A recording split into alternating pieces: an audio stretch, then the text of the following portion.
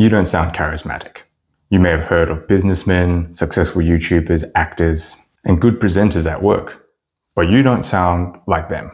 Today, I'll be sharing with you the 4 biggest things that you do that they don't do that's ruining how you sound. And by removing these, liberate your inner charming voice. As a person with a software engineering background, I have struggled for years with communication.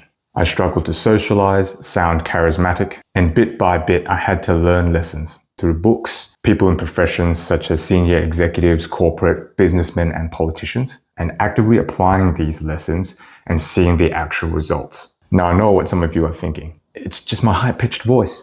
It's my accent. It's something about my voice that just sounds annoying to people. There are people with accents, high-pitched voices, and features of all sorts that are charismatic.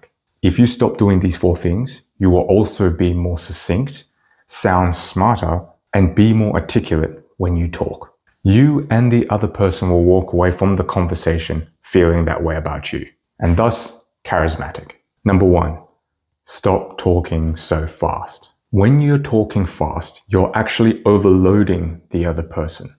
You may think that the more information you give them, the more clarity you're actually giving them, but that's actually not the case at all. It actually makes it a whole lot more confusing.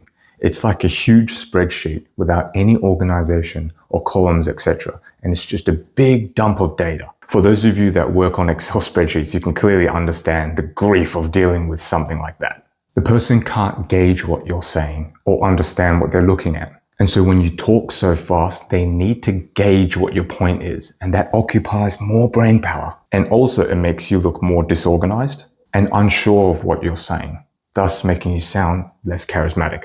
An example could be like, so Alan, how's your morning?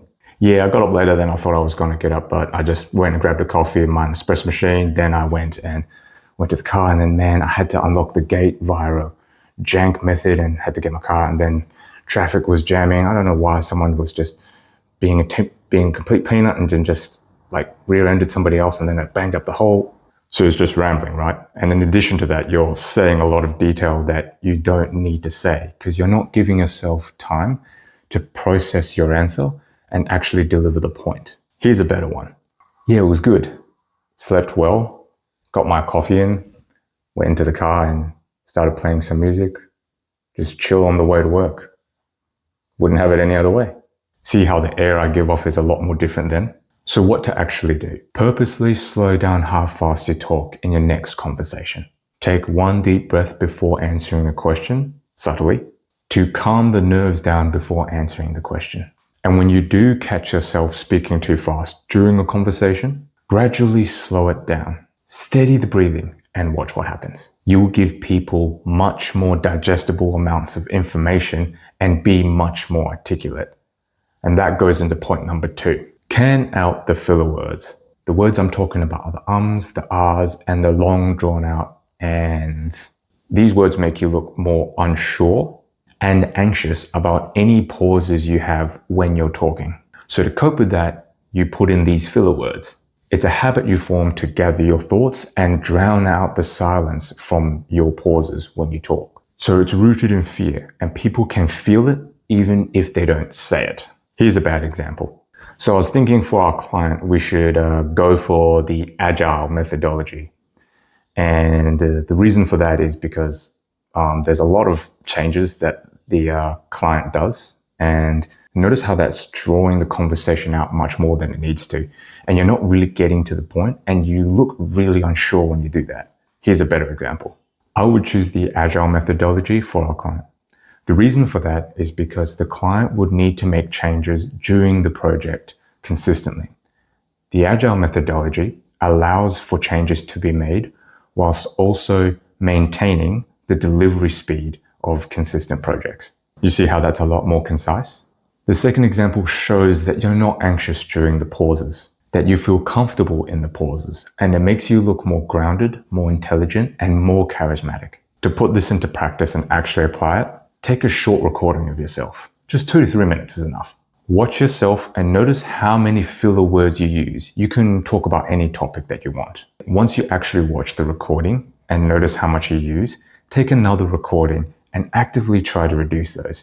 It'll put you in the mindset and you'll be more conscious of it, and you will actively reduce filler words in your next conversation. Now, doing those two things will already set you above probably more than 90% of people in their conversations.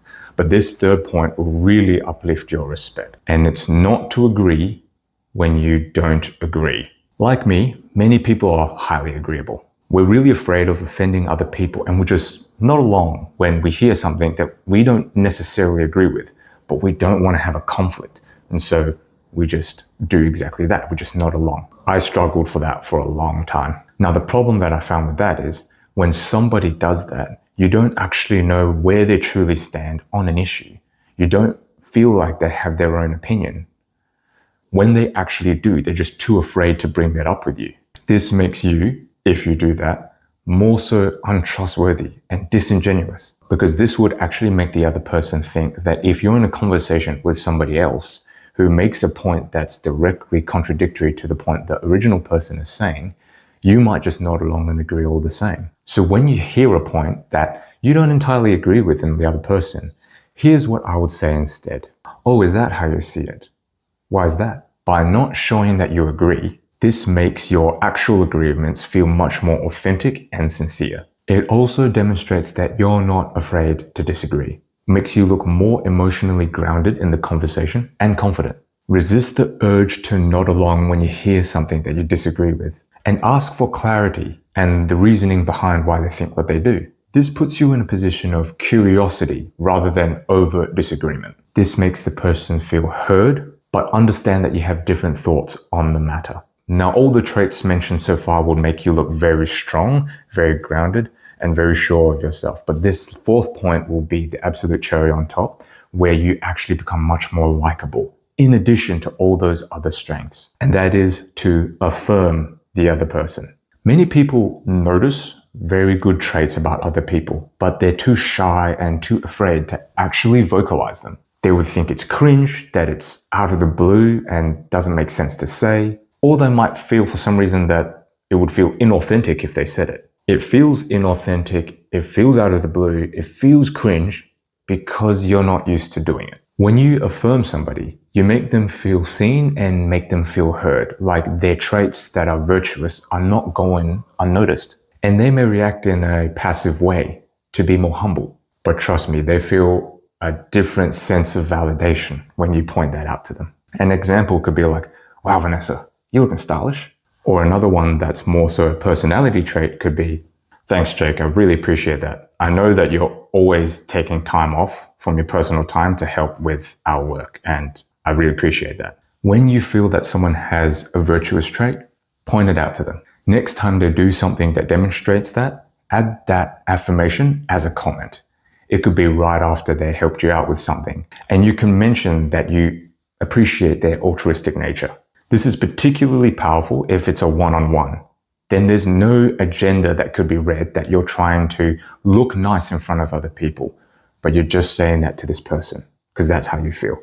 This makes you very likable, and it costs you absolutely nothing to say it. So few people demonstrate affirmation, and people will remember you for saying it. I certainly do when people have affirmed me, and that's actually why I'm speaking about this, is because of affirmations that other people have given me and how it's made me feel.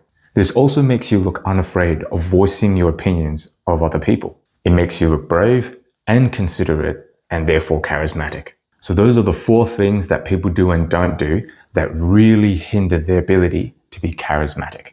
Now, you may think that that's an overload of information and that's a lot of things that you need to keep track of in a conversation. Don't stress. Just pick one and just do that one thing in a light manner and watch how that improves your conversation. But what about you guys? What are some things that you noticed that you stopped doing that really uplifted your conversations? Let me know in the comments below. If you like that content, give it a like and subscribe, and I'll see you all in the next one.